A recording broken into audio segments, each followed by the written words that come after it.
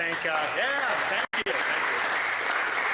I want to thank the folks from M3 Fab from taking us around and showing us their business. They've grown a lot. We're really excited about that. They're getting a lot of people to come right out of high school now, get good jobs with training them up with the good skills. And they even made us a little sign with one of their cool machines. I saw the president's comments with respect to the attacks on Israel.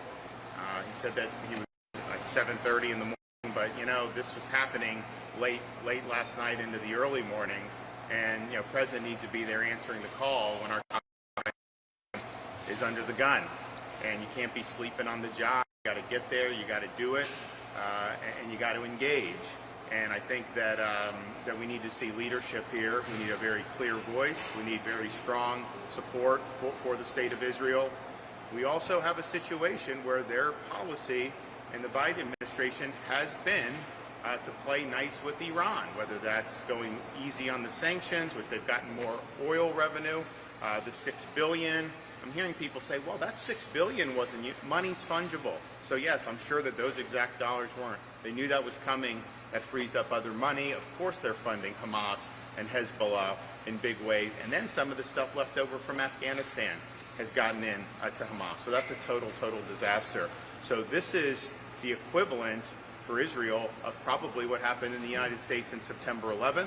This is probably the worst attack Israel's faced since the Yom Kippur War in 1973, and certainly one of the greatest attacks in the history of the modern state of Israel. So we're standing with them. It's important that in America we all acknowledge and support their right to defend themselves. I don't want to see resolutions from the United Nations next week attacking Israel and acting like they're to blame. That's not. These are terrorist attacks, brutal too, with how they're murdering families, children. It's just unconscionable. So we stand with Israel. The NSC and State Department, as you referenced, have said that that $6 billion cannot be used, can only be used for humanitarian purposes. Do you think that they are being duped by Iran? I think money's fungible. So if that money is being used for other things, then Iran can take money that it may have used for some of that stuff and move it. And so I think that's just the nature of it. With money being fungible, you can say certain funds can't be used. You can use other funds that may be freed up as a result. You're president right now. What exactly would you be doing in this situation? Well, I think if I were president for when Biden has been, Iran wouldn't be in the position where they are, where they're causing such havoc. You need to put Iran in a box.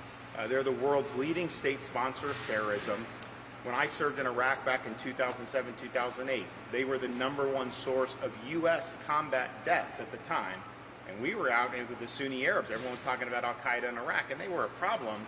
But we had more deaths from the Iranian-backed Shia militias during that time in Iraq, and I think certainly they killed hundreds of Americans, probably over 1,000 at the time, and they've been an arch enemy of this country. Giving them relief does not work. You got to turn the screws on the Iranians and keep them in the box, and I would have done that on day one. Now you're in a situation where Israel is able to defend themselves. They've got a good military, they've got great technology. What they need is the moral support of the United States to say, you defend your country, you defend your people, defeat these terrorists. Someone just put out a thing from when I was in Congress almost a decade ago doing a 1-minute speech talking about how Israel, in response to Hamas terrorist attacks at the time, you shouldn't just go and hit them a little bit here. You got to uproot the networks and really eradicate them. I think Israel's always been in a situation, anything they do, they get pilloried and then they get blamed. And so a lot of times they don't go as forceful. Now's the time to deal with the problem and uproot these Hamas networks once and for all. Governor, how much aid would you like to see go to Israel and in what form? Well, like I said, they have a very robust military capability. I don't know that that's something, we'll see what happens. They're obviously a strong ally of ours. I've been supportive of his aid to Israel for my entire adult life, and I think it's good. I think because what Israel does with it is it complements what they do for themselves. They don't expect the United States to do this stuff for them. They do it. They train. They have very sophisticated operations. and then this kind of helps them with things. And we've been very instrumental in things like Iron Dome, and it's been very successful. But I think really what we need is just the clarity, the moral support to say you have the right to defend yourself. What I would do is reverse Biden's Iran policy. I would turn the screws on them. I think that's good for a variety of reasons, not just with respect to this conflict now with Israel. Governor, what actions do you want to take? Mike Pence in his remarks about these attacks in Israel today described you as an isolationist and told you to stand, to say that you would stand with Ukraine in the same way that you have said that you would with Israel. What do you say to that? Well, I mean, I think Ukraine and Israel are much too different relationships that we have. I would also say I was the only one on that stage in the debate last week that had a coherent worldview about how to counter the threat posed by China, and that's very active hard power in the Indo-Pacific.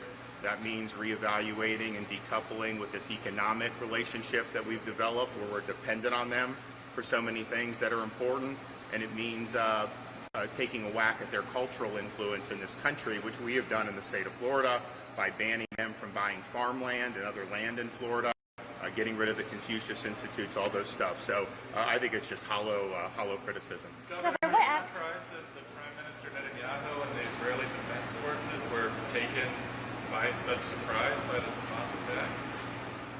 Well, look, I think if you look at some of the worst attacks that we've seen, whether it's 9/11, Yom Kippur, whether it's Pearl Harbor, there's an element of surprise, and I know people talk about that, but I think that there'll be a time where you can kind of look at that and talk about it. I think now's the time to focus on the victims of the terrorist attacks and to make sure that there's still people in harm's way now that they're having to rescue, making sure they're able to protect their citizens, and then get the type of response where it's going to say this shall not stand and this cannot go forward in the future. Once you do that, and once you have the adequate response, I think it needs to be a strong response, then you can look to see kind of what happened, what was going on. But I don't think that's productive right now, because I think there's a lot of work to do. Governor, how might you expand the role of U.S. industry in protecting and arming Israel, Ukraine, Taiwan, whoever needs our protection? Well, I think it's an issue overall with our defense industrial base has really withered on the vine. If you look at the ammunition that we're able to produce, it's pathetic compared to what we could do in the past. We are not in a situation where we could mobilize if we had a major world conflict in the way that we needed to. So we need to revigorate our defense industrial base, and I think that's true just for our own defense vis-a-vis China and vis-a-vis these global threats that we face. That will involve reevaluating some of these relationships with the foreign trade. For example, there's things we depend on China for our defense base. Why would you want to do that? I mean, this is a country that's an adversary. We put ourselves in a very precarious situation. So we're going to take steps when I'm president to reinvigorate our defense industrial base. We're going to have more attention. I'm going to roll some of this out. Actually, we're going to be in Iowa when we roll out our national security agenda. But we're going to be, we do a lot of research in like universities and stuff. Some of the best research this country's ever done has been through the Defense Department, defense research. And when you have things like artificial intelligence, which China's doing, we need to get ahead of them on that with our weapon system. So we're going to do more defense-related research and development, and I think it will matter. All right, Farmer, yes. Yes, I raised corn and soybeans just down the road. So I'm just curious, what's your support of the next generation of fuel back? Our senators Grassley and Yeah, is that the one where they say you can, if you want to do higher blends, then you can do the higher blends and have autos if they want to do more than that to do it? Yeah, I would probably, I think I can do some administrative waivers. I know that they've had E15. There's places in Omaha they were showing me that's even more than that, and some people really like it. So y'all should be able to sell it and let people make those decisions. Absolutely. Great renewable, energy that's homegrown. Market based, baby. All right, thanks guys. Appreciate it.